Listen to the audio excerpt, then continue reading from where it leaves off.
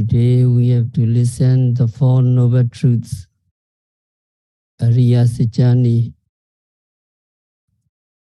is from Satipatthana Sutta, Dhamma Nupassana, Sijja Baba, Dukkha Sijja, Pali.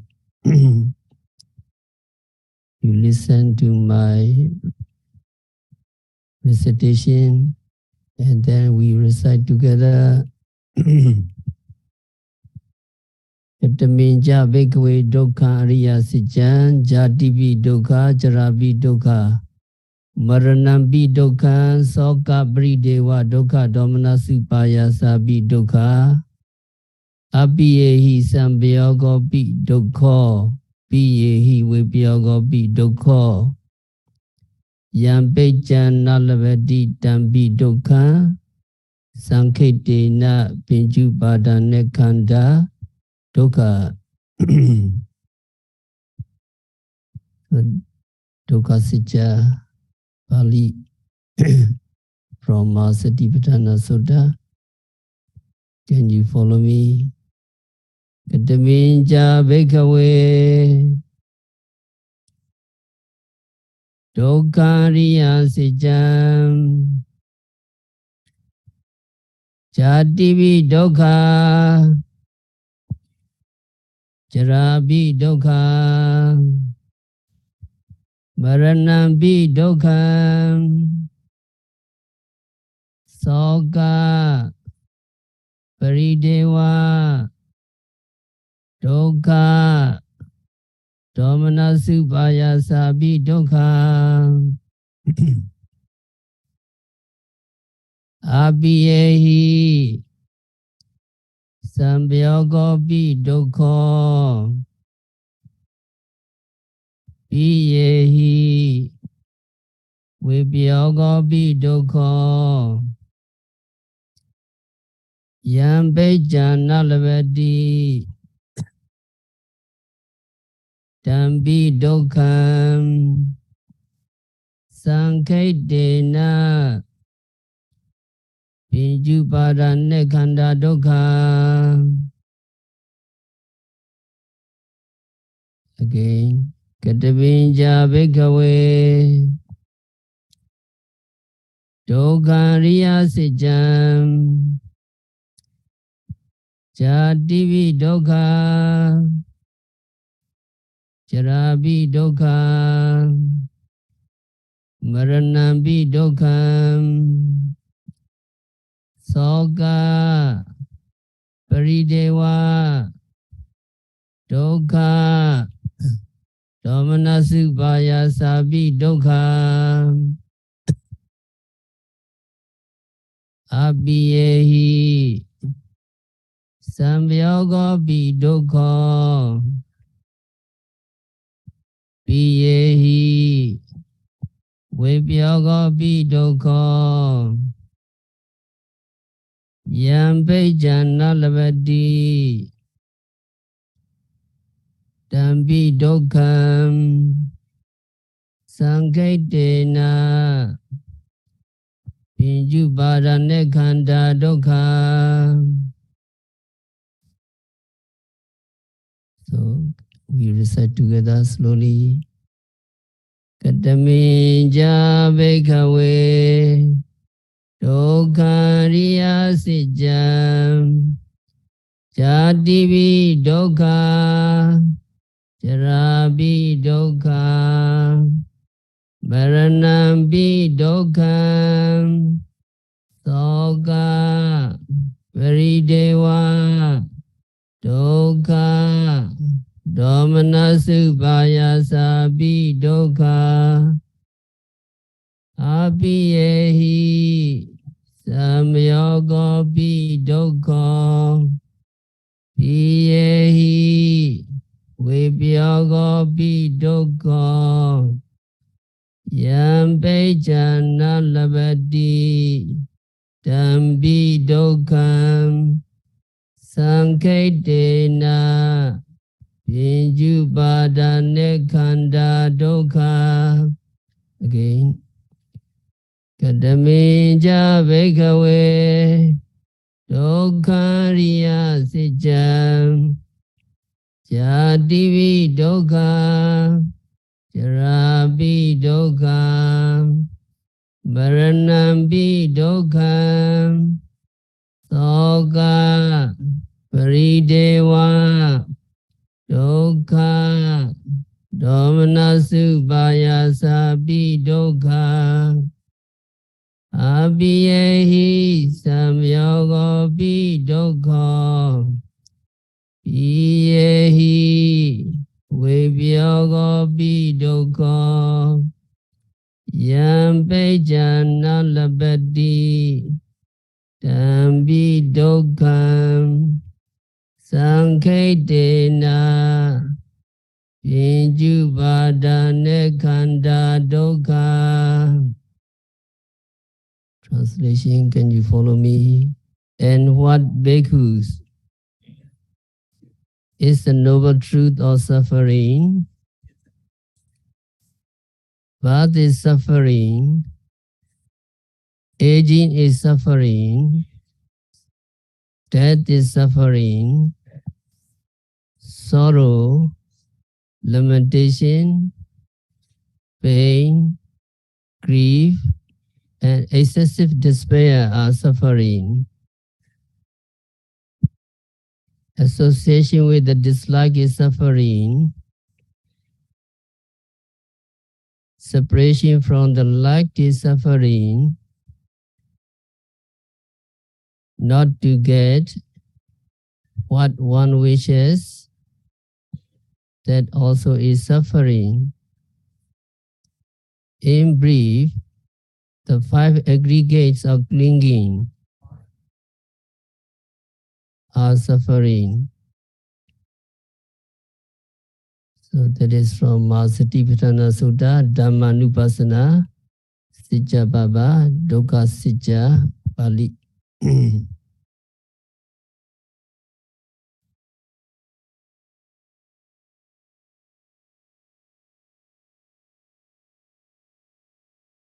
So this is from Satipatthana Pali passage that gives definition and enumeration of the Dukkha Sijja. Mr. Lin, in the Dhammacakka, you will see different Pali. Dhammacakka Buddha Sutta and the Satipatthana Sutta different. So it mentioned that in the Dhammacakka Buddha Sutta, the first month of the Buddha, now in present day, the sentence Pyatipi Dukkha, sickness is suffering. So that passage in the Dhammacakka Buddha Sutta, you will see Pyatipi Dukkha. Pyati, sickness is suffering. Because you familiar with Dhammacakka Buddha Sutta, the first sermon of the Buddha, Pyatipi Dukkha appears in the Dhammacakka Sutta. That Pyatipi Dukkha is extraneous.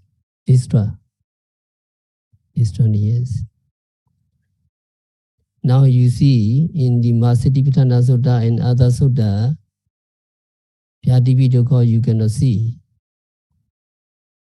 You cannot see Pyatipi Dukkha in the Pali definition of Dukkha Sijja provided in the Satipatthana Sutta and other suttas.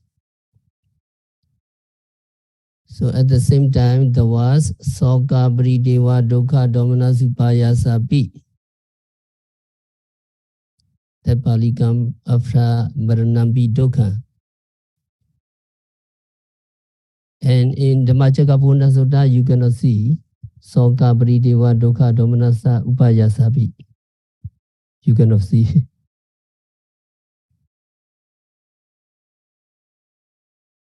So you cannot see the Pali of Soka Paridewa Dukkha Domanasa Upayasa, 5 suffering. You cannot see. So there is disagreement between Dhammacakkappavattana Sutta and Mahasatipatthana Sutta and other suttas. So how can you clarify? If you carefully examine, you will come to the conclusion that Mahasatipatthana Sutta is accurate. And Dhammacakkappavattana Sutta now in present day has in its session in the definition of dukkha sitya, Pyativi dukkha is supplemented words. Supplemented words. Pyativi dukkha. In Dhammacakka, it is supplemented. And in Dhammacakkappavattana Sutta, Soka, Paridewa, Dukkha, Domanassa, Upayasa, 5 suffering are missing. Missing in the Dhammacakka. So Vyadi, sickness, is suffering. In the Dhammacakka Sutta, you will see it, but in the Mahasatipatthana Sutta and other sutta, you cannot see.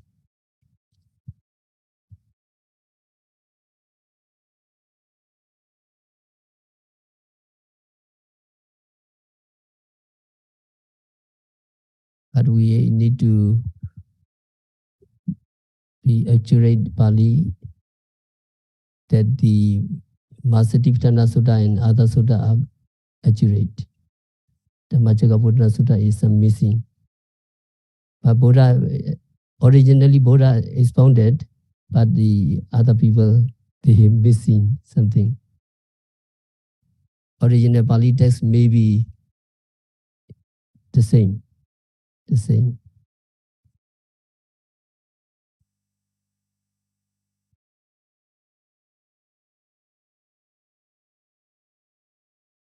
So the Four Noble Truths is very important among the teaching of the Buddha.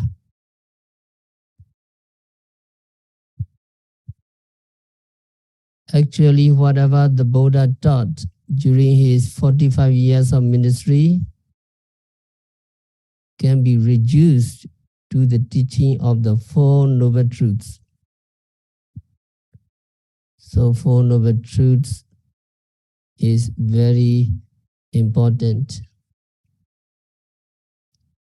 Before we go to the Four Noble Truths, first we must understand what truth, satya, what truth means according to the teaching of the Buddha. So now what is truth? It is very simple. It is something that is true. So it is something that is real, something that is not otherwise than it is stated. So truth is not like illusion in a magic show, because in magic shows the illusions are untrue.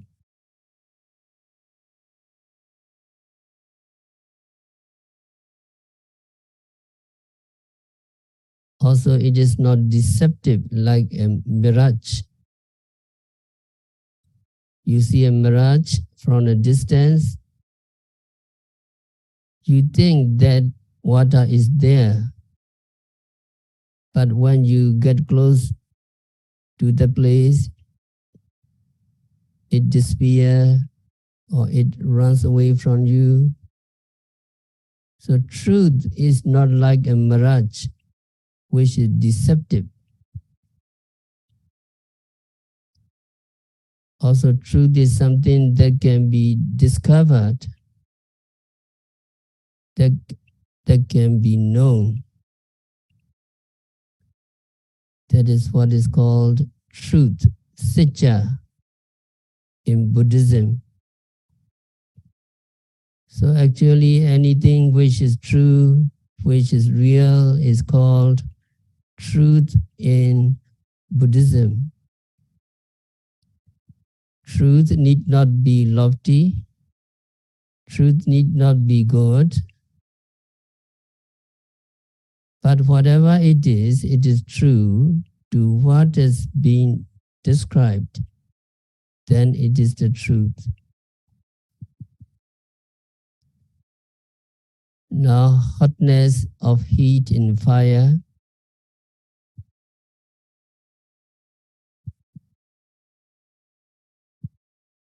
Heat in fire is the truth because it is always true that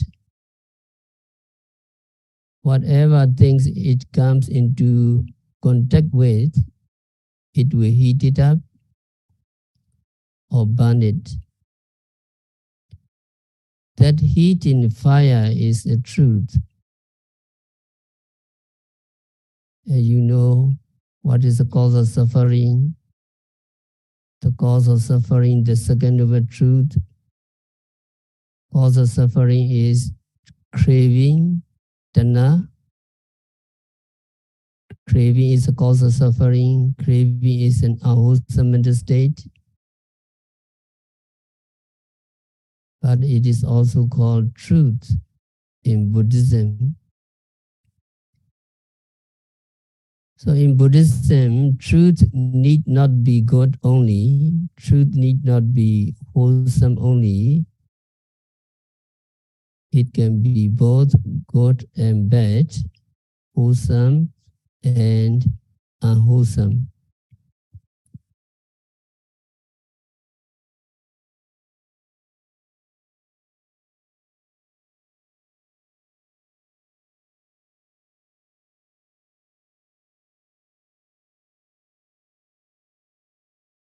People say that there is only one truth and that different teachers express it in different way.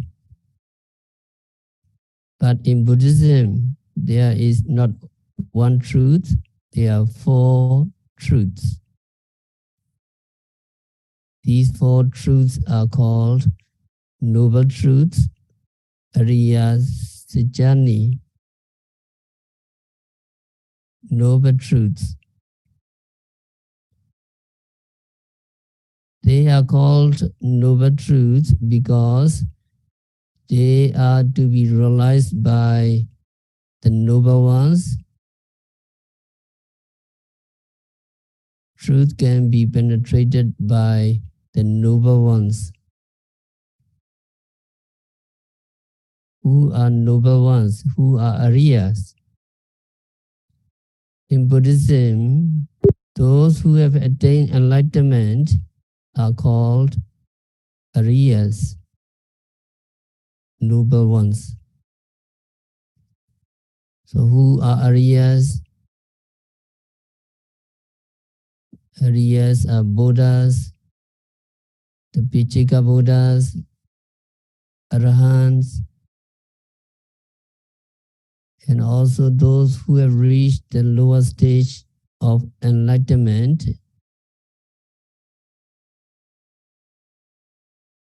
These persons are called noble ones.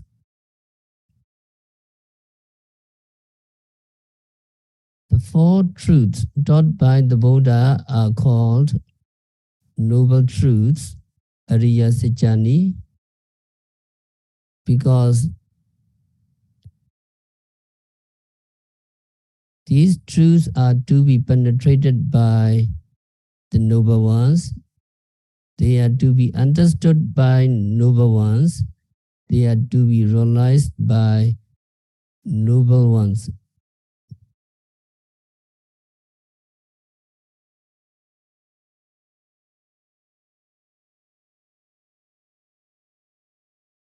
Actually, when they become noble ones, they have already penetrated these four noble truths.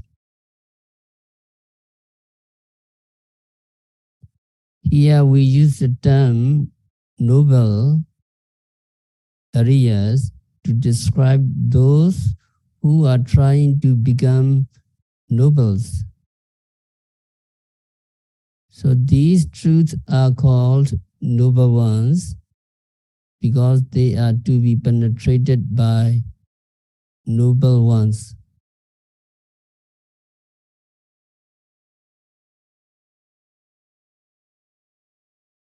And another meaning of Noble Truth is that it is the truth of the Noble Ones.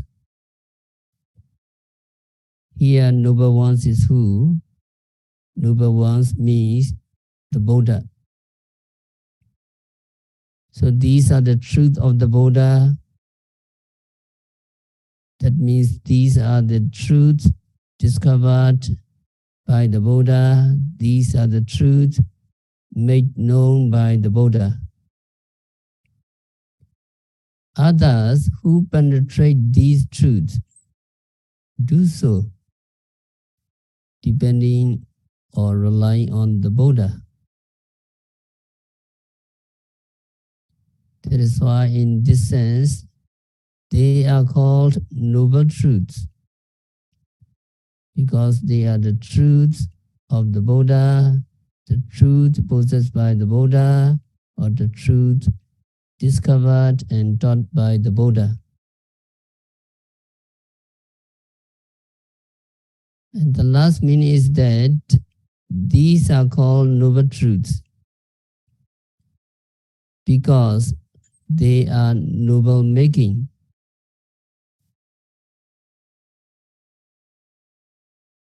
So truths are very important. Why you come here? You come here to discover the truth. If you want to come, you come here to become Ariyas. That means when you penetrate noble truths, when you become these truths, you become Ariyas, you become a noble. So these truths make someone that penetrate them a noble person. That is why these truths are called noble truths, Ariya Sijani. In this sense, they are called noble truths because they make someone noble, or when a person penetrate them, or when he or she becomes a noble person.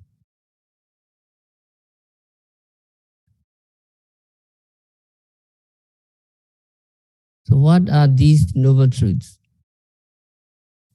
There are 4 of them. First, we want you to be familiar with the names of these 4 noble truths in Pali, both Pali and English. The first noble truth is called dukkha. You're very familiar during the practice of meditation. You have to discover this true nature, dukkha nature, dukkha. And truth is satya. So dukkha satya, or let's just say dukkha.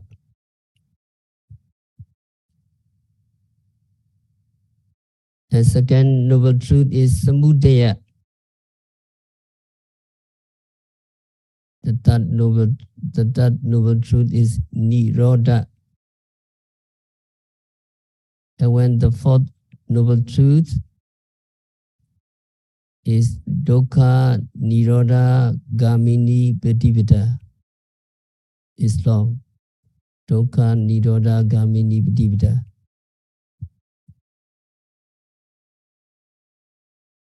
So first, the first noble truth. Dukkha siccam parinyayam. Truth of suffering must be understood.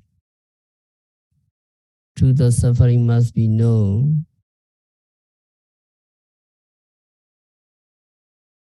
So you are practicing and you are trying to discover this truth of suffering. So it is important to understand the meaning of these words. First, the first word is dukkha. Dukkha is translated as suffering.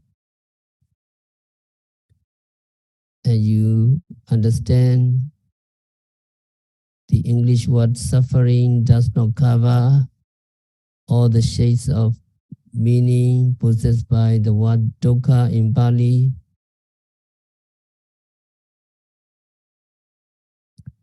The word dukkha is explained in the commentary as being composed of du and ka. There are many meanings of du and there are many meanings of ka. So in the Visuddhimagga, the meaning of du is given as despicable or vile.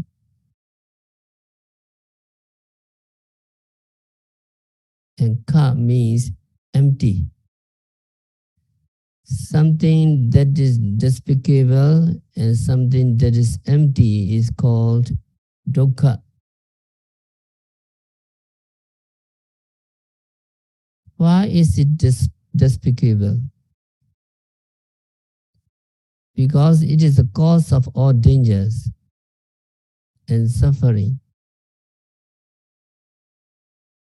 It is empty,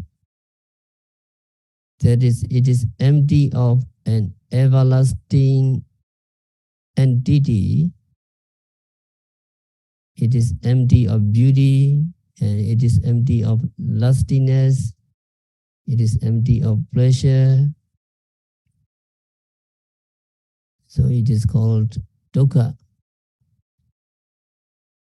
So in this sense, dukkha means something which is despicable and at the same time which is empty.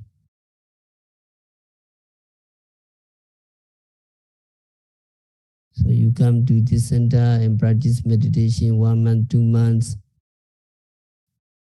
During the practice of meditation, you can see, you can discover the whole mass of suffering.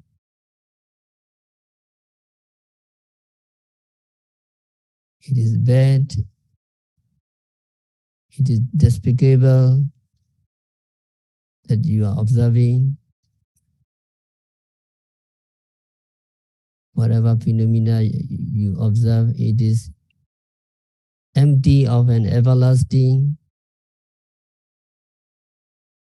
Body is not beautiful. It is empty of beauty. It is empty of lustiness. It is empty of pleasure. You very patiently observe, and you can discover this nature of dukkha.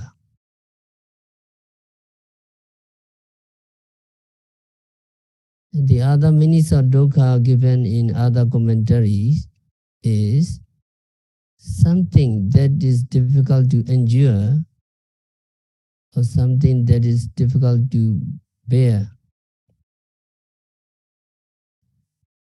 Du means difficult and ka means endure or bear.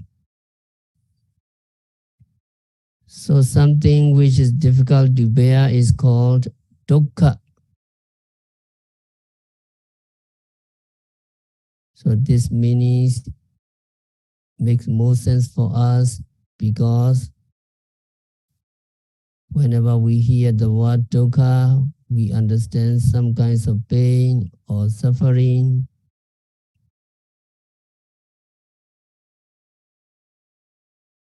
As you will know a few moments later, even what we call happiness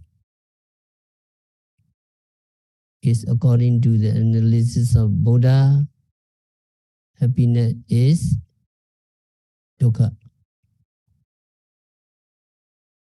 So we will understand the word dukkha as something despicable and empty or something difficult to endure.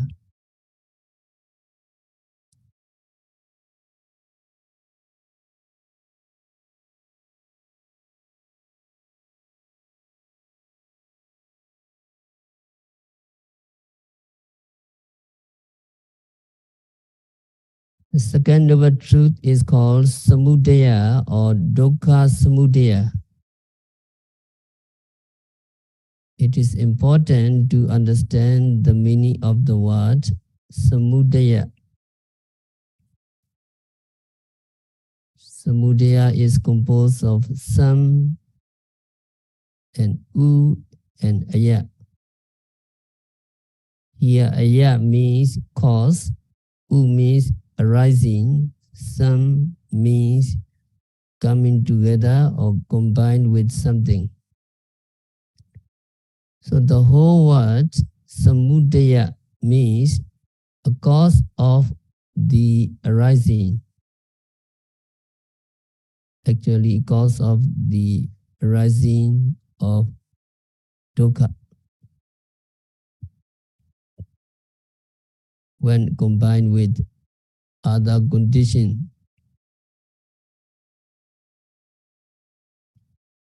That is important when combined with other conditions. Mostly we think that the cause of suffering, the cause of dukkha is craving. But craving is not the only cause of suffering. There are other causes or other conditions also. But craving is most prominent among them. And so we just say craving is the cause of dukkha.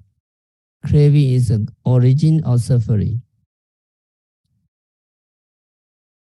Craving does not arise alone. Craving always arises with a companion.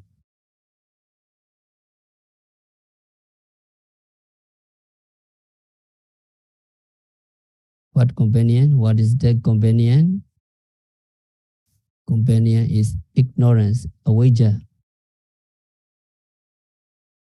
Also, there are other conditions when craving has the companionship of ignorance and others. It can cause suffering. It can cause dukkha. So the meaning of the word samudaya should be understood that way. It is the cause of the arising of dukkha when combined with other conditions.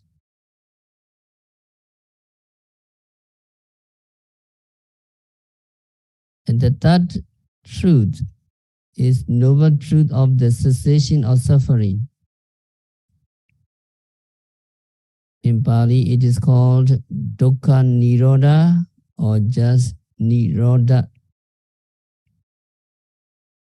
Here the word nirodha is divided into ni and rodha. The word ni means no or absence. Rodha means a prison or confinement. Here prison means the prison of the rounds of rebirths.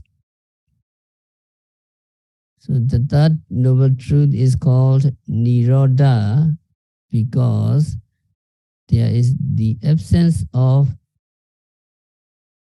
or the cessation of the prison of samsara suffering, the prison of the rounds of rebirth. That is one meaning of the word nirodha. Technically, the definition given in the commentary is the truth on the attainment of which there is the absence of the prison of samsara. That means when you attain nibbana, there will be no more samsara for you in the future. So that noble truth, which is nibbana, is called nirodha.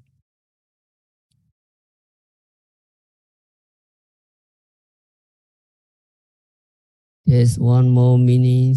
Here the commentaries explain that the word is just taken as Nirodha.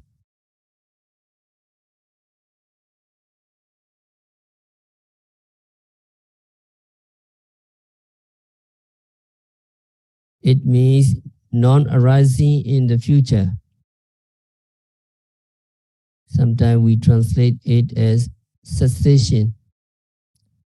Cessation really means not arising in the future.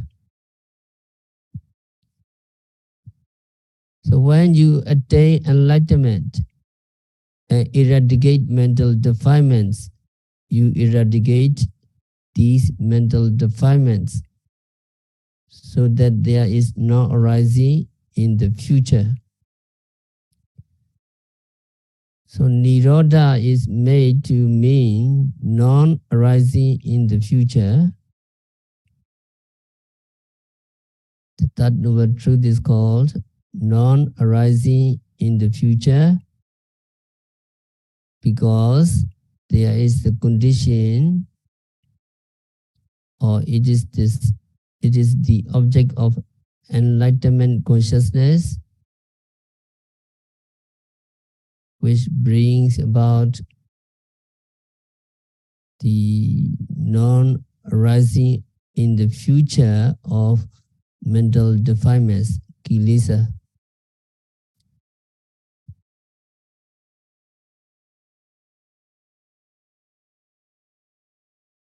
The last one is fourth noble truth. The fourth noble truth, you're very familiar, you are practicing the eightfold path or the eight factors of the path at the moment of your enlightenment. A path consciousness arises, and these eight factors accompany that consciousness. Path consciousness takes nirvana as object, and so these eight factors also take nirvana as object.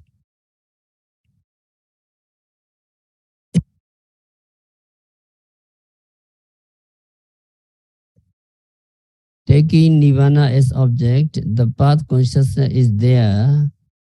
The path consciousness is here. Said to go to the object. So it is the path or practice that goes to the cessation of suffering, that goes to nibbana. And it is called dukkha nirodha gamini vidivida. So in reality, the fourth noble truth is that which realize the third noble truth, which takes the noble truth as object. So it is not quite the path leading to the cessation of suffering. It takes the cessation of suffering as object, so it is already there actually.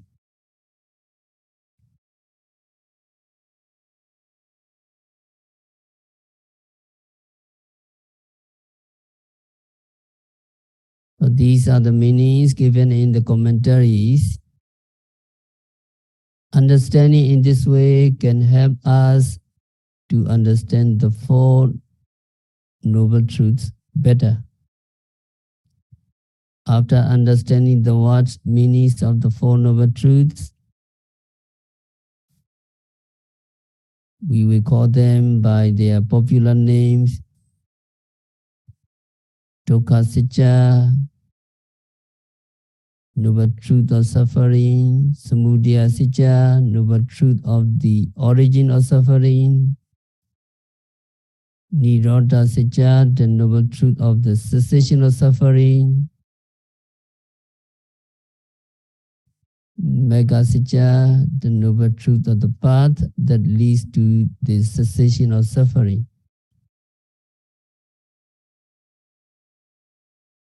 Now, these four noble truths are important. First, it was the Buddha that discovered these four noble truths. These noble truths are not created by the Buddha. Actually, they were hidden under the thick growth of ignorance, avijja. When there were no Buddhas in the world, when Buddha appears and discovers and penetrates these four noble truths,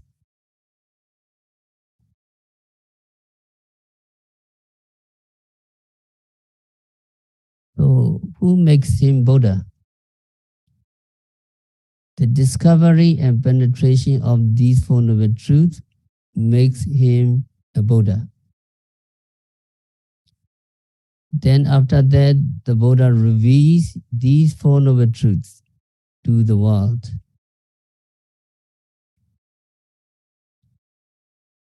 So the four noble truths are not created by the Buddha, but they were discovered and taught by the Buddha.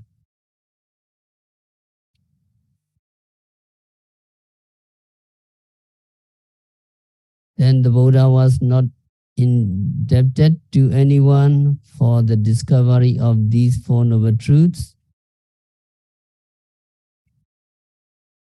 That means the Buddha does not need anybody's help or anybody's teaching to discover these four noble truths. Buddha discovered and he penetrated these four noble truths all by himself, depending on himself only. So when you study the first Saman Dhammacakka, Buddha first Saman, in the Sota Bobena Nusudesu Dhammesu, that means Buddha said, in the Dhammas unheard of before, Buddha said, that means these four noble truths were not known by beings before the Buddha appears in the world. Buddha taught them in his very first sermon, Dhammacakka Bodhana Sutta.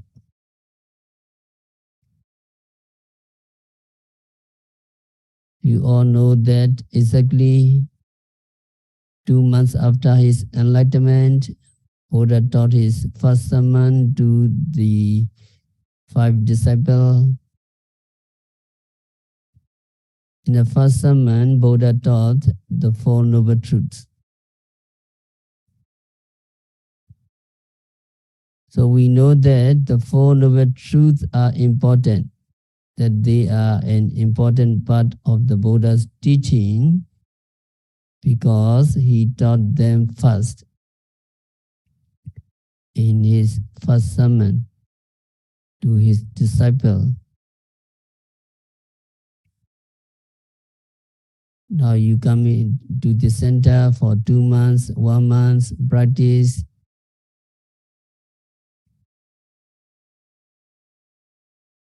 And you try to understand the noble truth of suffering. Noble truth of suffering must be understood.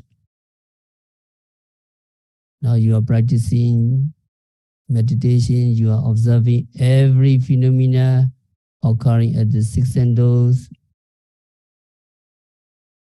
By observing every phenomena occurring at the six senses and knowing these phenomena to be merely of the nature of anicca, impermanent, suffering, and non-self is the understanding of dukkha sitya. Dukkha. What is dukkha? The five aggregates. The five aggregates are called dukkha, suffering, because they are constantly oppressed by rise and fall.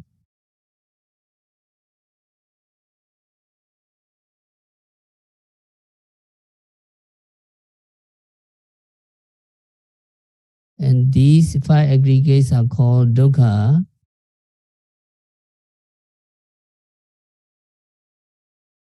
because they are the basic of suffering. And they are the seeds of suffering. Five aggregates are the seeds of suffering. If we accept these five aggregates, if we obtain these five aggregates, suffering will follow. And another reason is because there are five aggregates. There is suffering as we ourselves are five aggregates.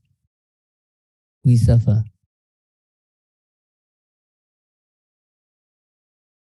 We suffer a lot because of the five aggregates. You are observing. We are observing. We see something we don't want to see and we suffer.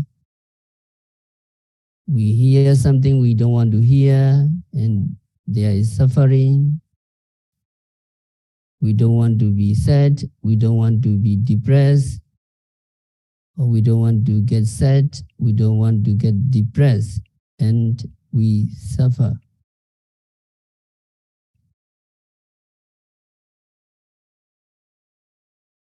We do get sad and we do get depressed and we suffer. Because of these five aggregates, we have to endure all these suffering. If there were no five aggregates, if there were no mind and matter, there would be no suffering. But because we are five aggregates, there will be aging, disease, and death, and so we suffer. We encounter all of this misery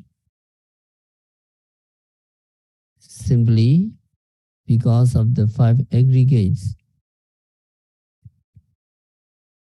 So they are called dukkha, suffering. Five aggregates are called dukkha, suffering, because they are the basic of suffering. In this sense, the five aggregates of clinging are also called dukkha.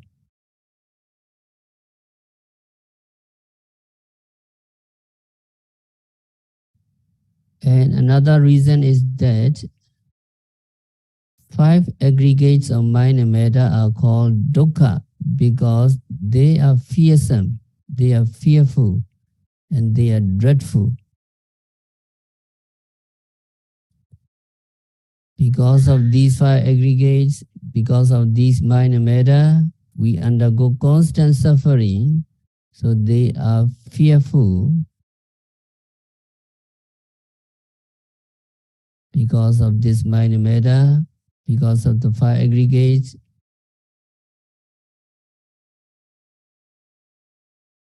bring aging, disease, death, and other kinds of suffering. They are called dukkha.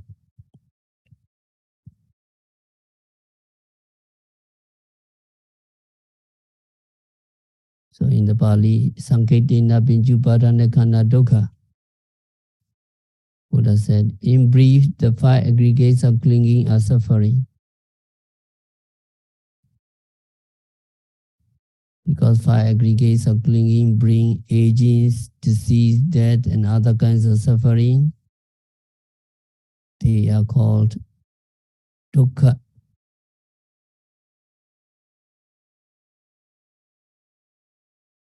So we must practice meditation in order to see and understand that the 5 aggregates are dukkha or suffering. And they are called suffering for 3 reasons. They are constantly oppressed by rise and fall. They are the basic of suffering, and they are fearsome.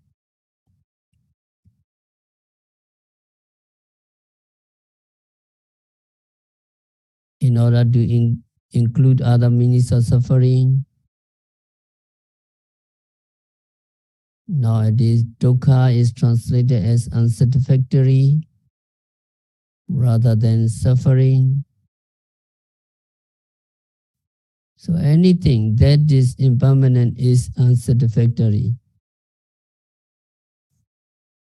We want things to be permanent. We want mind and matter to be permanent.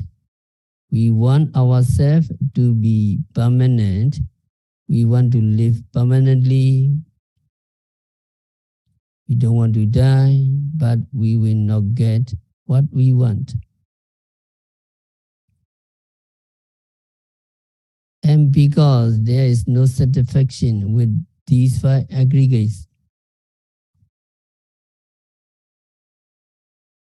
they are dukkha, they are unsatisfactory.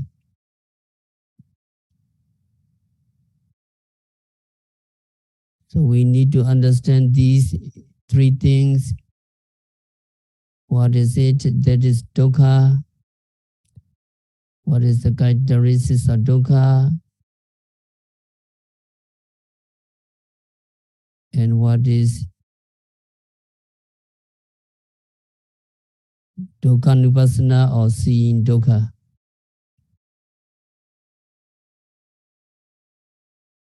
What is it that is dukkha?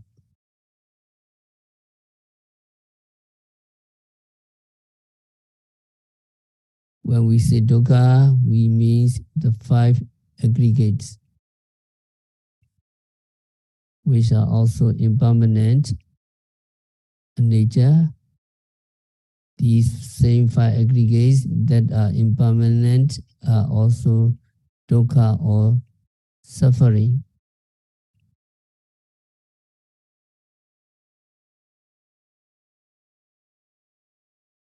What is the characteristics, mark or signs of being dukkha?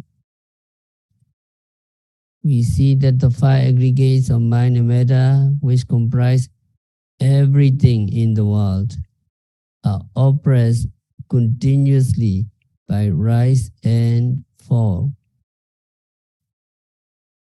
So the characteristics of dukkha is this constant oppression by rise and fall, which is continuous and never stops. There is not a single moment in our lives when we are not oppressed by rise and fall.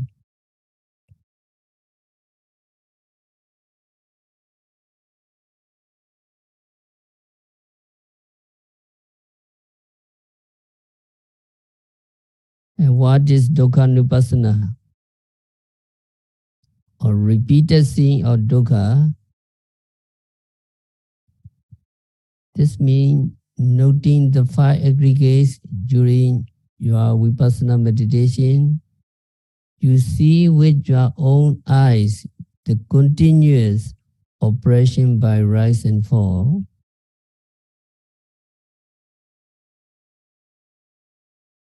Dukkha Nupassana is the understanding you get from this observation of the five aggregates of mind and matter, or every seeing, hearing, smelling, etc. Only when you observe the five aggregates and see them continuously oppressed by rise and fall, your vipassana knowledge will be gained and made your own.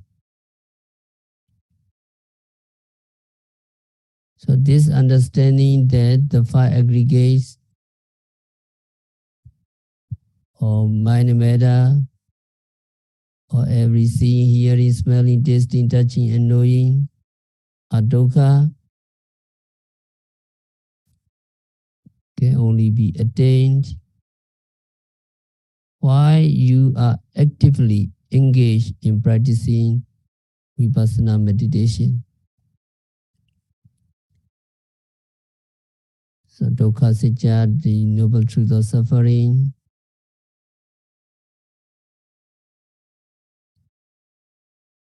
sabbe sankara dukkha,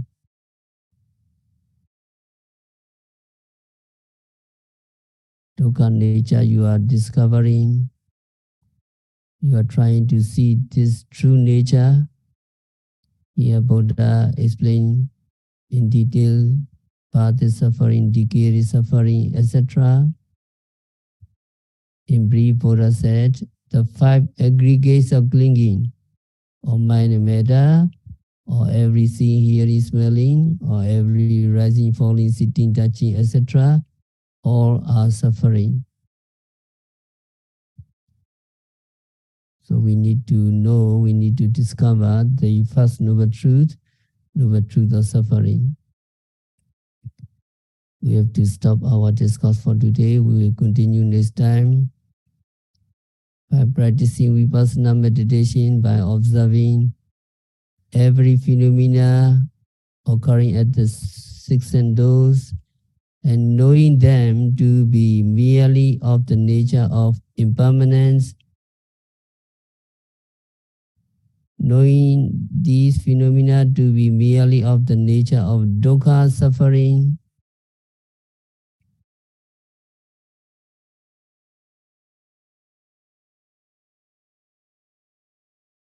May all yogis